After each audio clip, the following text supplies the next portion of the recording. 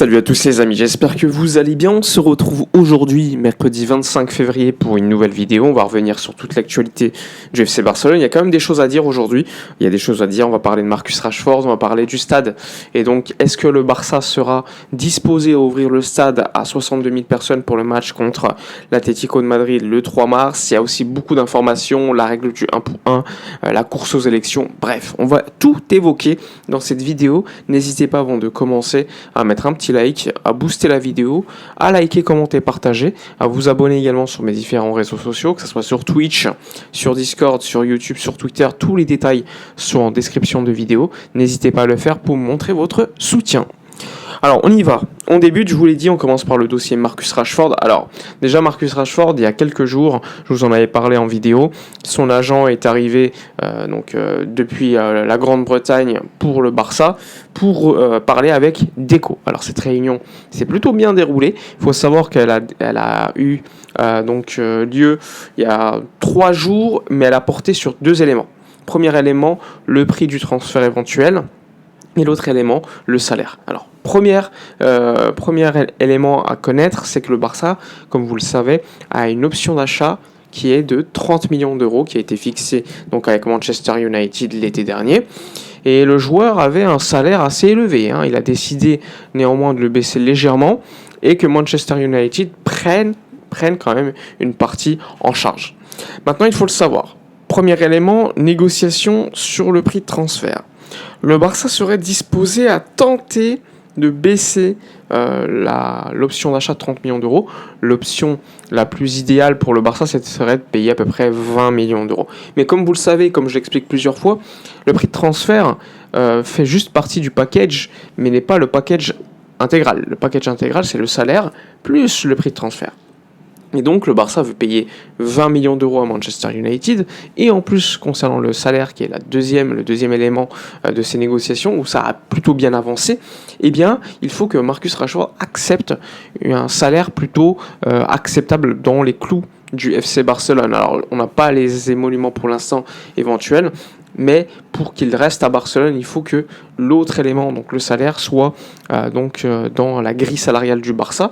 Ce qu'il pourrait faire, par exemple, s'il signe un contrat de 3 ans, eh bien, un package moins élevé. Même si tu payes, par exemple, 30 millions d'euros en transfert, si en termes de salaire, tu baisses 5-6 millions d'euros annuellement sur 3 ans, eh bien, tu diminues de 18.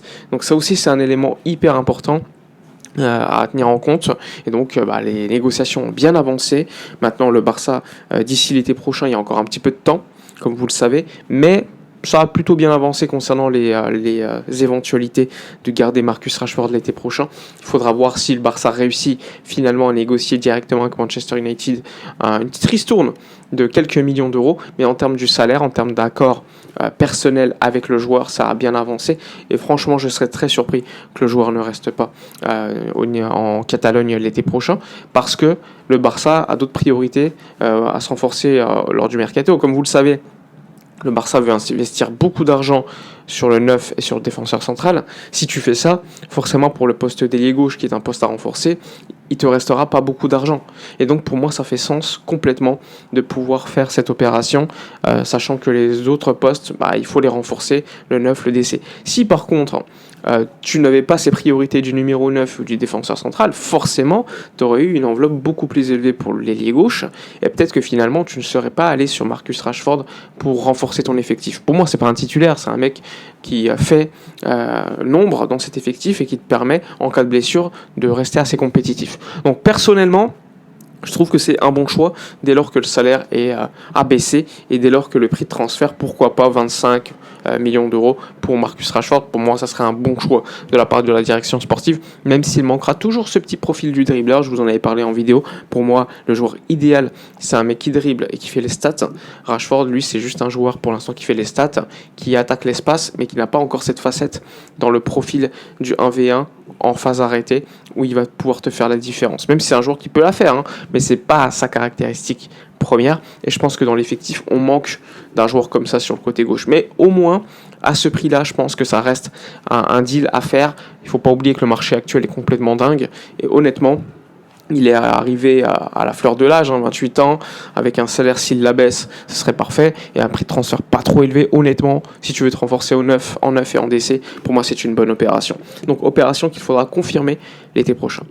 Ensuite, concernant le stade, alors vous le savez, le Barça devrait le 3 mars recevoir l'Atlético de Madrid de Spotify Camp Nou en Copa del Rey, demi-finale retour, après avoir subi cette lourde défaite 4-0. Est-ce que la remontada est possible? Ça va être compliqué, mais on espère. Et donc, ça ne sera pas avec la grada animation derrière les cages, mais a priori, la grada animation pourrait être là, dispatchée dans le stade. Néanmoins, il n'y aura pas 62 000 personnes, mais encore une fois, aux alentours de 45-46 000 personnes au stade, parce que la mairie n'a pas encore donné l'autorisation, ce qui énerve grandement donc la direction intérimaire, mais aussi la direction passée, notamment la Porta, etc., qui ne comprend pas. Évidemment, sur les réseaux, on entend beaucoup que le maire et les assistants au maire qui s'occupent de cela sont très proches de Victor Font, et que finalement, ça pourrait jouer au niveau, peut-être pour l'acceptation de l'ouverture de la 3e et de la 4e tribune. Est-ce que ça a un impact pour les élections? Je ne sais pas. Mais en tout cas, ce qu'on sait, c'est que normalement, il n'y aura pas 62 000 personnes au stade pour le match, ce qui est ultra dommage parce que forcément, avec plus de monde, plus d'ambiance, plus de gens, eh bien forcément, tu as peut-être plus de chances de gagner, de remonter. Même si ça va être ultra compliqué, pour moi, c'est dommage. Il y a aussi le fait, évidemment, que le FC Barcelone, je vous en ai parlé, le 1 pour 1. Alors, en janvier, je vous avais parlé du fait qu'il y avait à peu près 12 à 14 millions d'euros de différence entre la limite salariale et la masse salariale.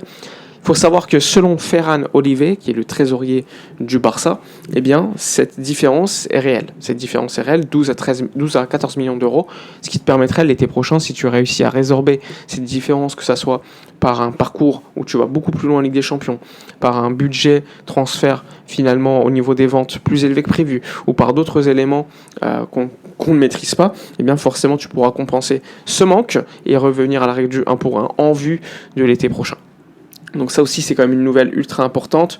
Dans l'interview, Ferran Olivier précise aussi que l'été prochain, normalement, le Barça pourrait recruter au poste de neuf un top joueur et mettre beaucoup d'argent. Ça me choque pas parce que si Lewandowski part, il va libérer beaucoup en termes de masse salariale et c'est pas le joueur aussi, le seul joueur qui est sur la sellette. Donc forcément, personnellement, je suis plutôt optimiste sur cette facette-là. Maintenant, il faudra voir quel joueur surtout parce que ça va être compliqué de pouvoir négocier avec certains clubs et surtout, les salaires, les prix, etc.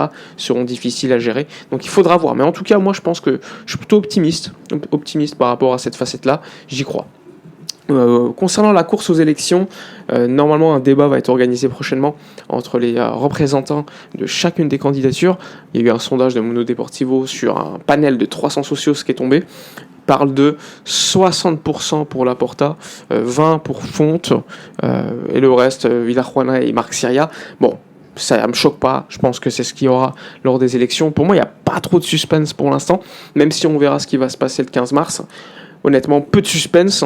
Mais bon, on sait jamais ce qui peut arriver, tout peut arriver dans le foot, donc on en parlera. Voilà pour faire simple sur toute l'actualité du jour. N'hésitez pas dans l'espace commentaire à donner votre avis, à liker, commenter, partager. N'hésitez pas non plus à venir en live ce soir, je le rappelle, aux alentours de 19h. On sera en live sur Twitch, mais également sur YouTube pour évoquer toute l'actualité. Je vous souhaite une bonne journée et d'ici ce soir, portez-vous bien.